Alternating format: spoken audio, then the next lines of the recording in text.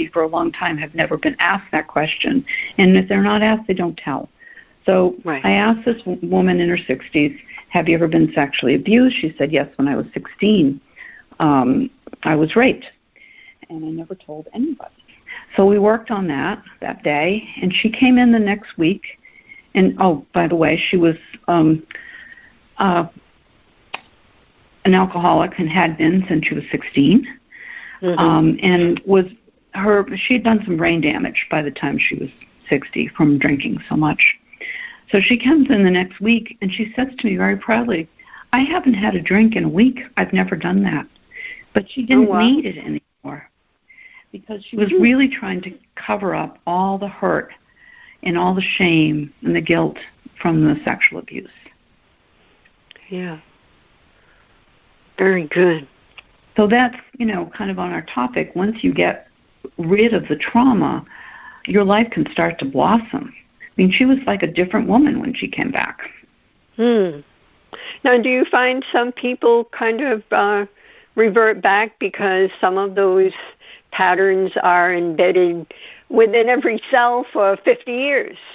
So do they come back for a pick-me-up or a reboot? Well, sometimes people come back for what I call a tune-up, just like you get a car tuned up. They come back for 1 or 2 sessions. And it's usually triggered by something that happens in the present moment. Maybe their kids grow up and go off to college, and being alone and that empty nest syndrome maybe triggers some things we hadn't worked on. So they'll come back and they'll work on that. But the things we've actually worked on, usually I've had people come back 10 years later, and I'll always ask, so how is this or that going? Are you still having any issues with that? And they always say, no, I haven't even thought about that since we last met. So it seems very permanent to me as far as I can tell. Yes, which is so exciting. So as far as what you're doing, are you repatterning what their thoughts are, replacing them with something that is positive and that is full of light and goodness, so that when they experience that feeling, they can actually go to that place of light and peace? Or tell us more about that component, because there's so many modalities out there, and I feel as though that every one of them has a purpose to serve others. Absolutely, absolutely. So we call that cognitive therapy, and that's when you say, I'm a good girl, I'm better, I'm lovable, those types of things. But if you had a bowl of worms and you covered it with whipped cream and you served it as dessert, it would look really nice on the outside, but when stress came or the worms got tired of being on the bottom of the bowl, they'd come to the top, and that would not look like a nice dessert at all. So I found with cognitive therapy, they covered over the negative thoughts with positive thoughts, but those negative thoughts were still there. With gentle reprocessing, I get rid of the negative thoughts first and then put in the positive thoughts. So it's just the bowl of whipped cream, no worms. Right, that's a good analogy. So one of the things I wanted to ask you about it, that there's something that goes on in the brain during your gentle reprocessing. Share that, please. Well, okay, so say you go to the beach, and, it goes into the middle of your brain, and your brain goes, oh, I know, beach. And it sends the memory to the front of your brain, which is called the frontal cortex, which I call the file cabinet. And if I asked you 10 years later, who did you go to the beach with? What did you do? What was the weather like? You might be able to remember some of those things, but not all of them. It'd be sort of fuzzy. But if you happen to have almost drowned when you went to the beach, you would remember everything. And it goes to the middle of your brain, and your brain goes, I don't know what to do with this. This is too full of feeling for me to take care of. So it sends it to the back of your brain, which is where your primitive brain is, or your reptilian brain. It's the first brain that we built when we are developing. The thing with that brain is there's no future or past. So you can't put it in the past like we did with the first speech thing, and you can't think about the future. So if you get triggered, say you see a movie on TV where somebody almost drowns, that could trigger you to think about that. And as soon as you think about that, all the feelings, all the body sensations, and all the negative beliefs, I wasn't safe, come pouring back. And that's a flashback. So what the process does is, by letting go of the feelings and the body sensations through a metaphor, and then replacing the negative cognitions with positive cognitions, it allows the brain to put that in the front of your brain. It almost makes a new pathway to the front of the brain and put it so it can be placed in that file cabinet, just like the first trip to the beach. And it becomes fuzzy, just like the first trip to the beach, and it no longer bothers you, and you can't be triggered. Okay, thank you for explaining that. Do you have more PTSD these days, or is it a combination with anxiety? I mean, who isn't anxious? And even small children become anxious with what they sense and feel, even in a healthy family environment.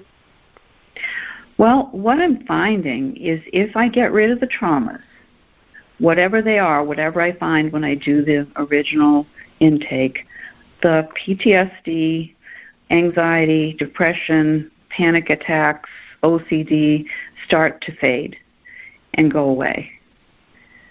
So I don't go right for those diagnoses. I look for the traumas that are supporting them. Okay, so you're focusing on the... Yeah, once those are gone, then all of those other diagnoses seem to disappear. Good, very nice. Not that it's nice, but I can feel the energy of what you're doing, and it does feel gentle. Even your voice feeds into the gentle, so I love that.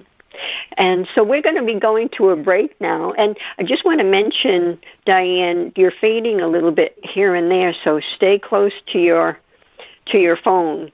Okay. And everyone out there, if you'd like to give us a call, Bob is in the house, and our number is 833-220-1200. I'm sure you're out there experiencing, there isn't a human, I believe, on earth that hasn't experienced some form of trauma and could use Diane's help. That's for sure. And to connect with her, it's gentlereprocessing.com, just as it sounds, gentlereprocessing.com. We'll be back in a moment. Don't go away. Take a journey to a place of the divine love within with Deborah Beauvais on the Love by Intuition Show, Monday through Friday at 6 p.m. and 6 a.m. Eastern. Our message is love in the purest form. The light within us all is a guide to recall our beginning, to learn to love self and humankind, and to feel the higher power of our own divinity. To attract love, one needs to be love. Come join us and step into this glorious vibration called love.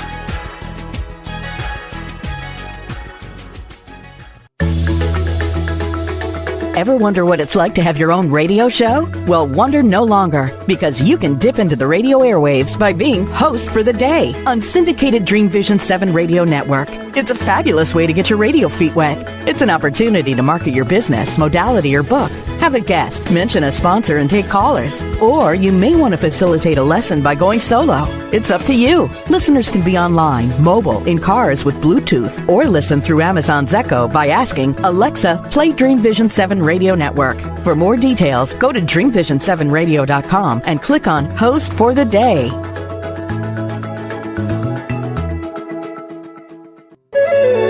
This is Dream Vision 7 Radio Network, uniting mankind with universal love.